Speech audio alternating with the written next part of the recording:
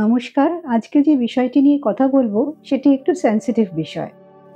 বাচ্চাকে সুন্দরভাবে বড় করে তোলার জন্য কোন পরিবেশ একদম সঠিক? নিউক্লিয়ার ফ্যামিলি না জয়েন্ট ফ্যামিলি? বিষয়টি খুব সাবজেক্টিভ। বাচ্চা সেখানেই খুব সুন্দরভাবে বড় হয় যেখানে সে সেফ এবং সিকিউরড ফিল করে। যেখানে সে দেখে যে একটি জেনারেশন আরেকটি জেনারেশনকে ওভারপাওয়ার করছে না, অথবা একটি জেন্ডার আরেকটি জেন্ডারকে নিচু করছে না। যেখানে সে নিজের মতো করে নিজেকে প্রকাশ করতে পারে। তো আমাদের অ্যাডাল্টসদের মধ্যে ডিফারেন্সেস অফ ওপিনিয়ন হতেই পারে। একই ফ্যামিলির মধ্যে থেকেও হয়তো দেখবেন আমাদের চিন্তাধারা আলাদা, ইনফ্যাক্ট আমাদের ফুড প্যাটার্নও আলাদা হয়। কিন্তু বাচ্চার ক্ষেত্রে আমাদের কিছু কিছু অংশে একমত হওয়াটা খুবই প্রয়োজনীয়। রিসার্চ বলে আমরা যদি আমাদের ফ্যামিলিতে একটা স্ট্রাকচার্ড কমিউনিকেশন প্যাটার্ন গড়তে পারি, সেটি হচ্ছে যে প্রত্যেক 15 দিন অন্তর ম্যানেজিং প্যারেন্টসরা বাচ্চা সংক্রান্ত একটি আলোচনা করবে। এই ম্যানেজিং প্যারেন্টসরা হচ্ছেন নন বায়োলজিক্যাল প্যারেন্টসও।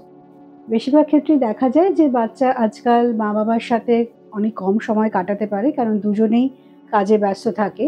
সেক্ষেত্রে হয়তো তারা দাদু দিদা ঠাকুমা কাকা কাকি জেঠু জেঠিমা বা নানির সাথে সময় কাটাচ্ছে। সেক্ষেত্রে এই প্যাটার্নে আমরা প্রত্যেক 15 দিন অন্তর বাচ্চা সংক্রান্ত একটি আলোচনা করব হাফ অ্যান আওয়ারের জন্য, যেখানে আমরা প্রত্যেকে আমাদের নিজেদের অবজারভেশনগুলো অন্যান্য মেম্বার্সদের সাথে শেয়ার করব। এবং যে বাচ্চার সাথে সব থেকে বেশি সময় কাটায় সেই বাচ্চার মধ্যে কোনো রিসেন্ট চেঞ্জেস দেখেছে কিনা, তার খাবারের প্রতি কোনো অনীহা ডেভেলপ করেছে কিনা, স্কুল থেকে কোনো কমপ্লেন আসছে কিনা, বা বাচ্চা চুপচাপ হয়ে গেছে কিনা, খুব সূক্ষ্ম সূক্ষ্ম ব্যাপার, এগুলো সে বাকি ফ্যামিলি মেম্বার্সের সাথে শেয়ার করবে। এবং বাকি ফ্যামিলি মেম্বার্সরাও কিন্তু তাদের মতামত বা তাদের অবজারভেশন এখানে দেবে। কিন্তু এটি খেয়াল রাখতে হবে যে এই আলোচনাটি হবে একদমই ম্যানেজিং প্যারেন্টস অর্থাৎ অ্যাডাল্টসদের মধ্যে, কোনোভাবেই বাচ্চা এতে ইনক্লুডেড থাকবে না।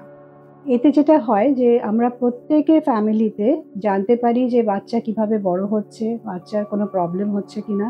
এবং এই ক্ষেত্রে এই আলোচনাতে কোনো রকম কাউকে দোষারোপ দেওয়া বা কোনো মান অভিমান বা কারো এগেনস্টে যদি আমাদের কিছু বলার থাকে, সেগুলো কিন্তু আমরা এখানে আলোচনা করব না। পুরোটাই হবে হচ্ছে আমাদের শিশু সংক্রান্ত এবং অবজারভেশন বেসড। আমরা যদি আমাদের নিডসগুলো নিয়ে কথা বলি, তাহলে আমাদের যে প্রথম বা বেসিক নিড সেটা হচ্ছে ফুড, শেল্টার এবং ক্লোদিং, যেটা আমরা আমাদের ফিজিওলজিক্যাল নিডস বলি। যেমন খাদ্য, আশ্রয় এবং পরিধেয় বস্ত্র।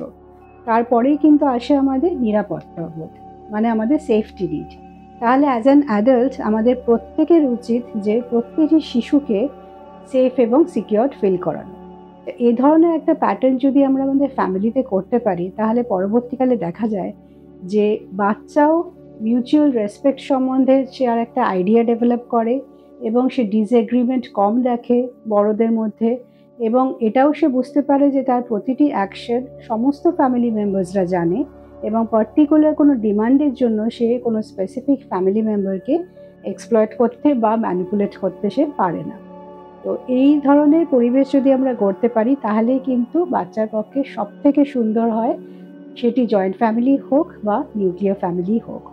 তো আশা করি এই আলোচনাটি আপনাদের প্যারেন্টিংয়ে নিশ্চয়ই হেল্প করবে, এবং চেষ্টা করব আরও অনেক এরকম ধরনের আলোচনা নিয়ে আসার জন্য।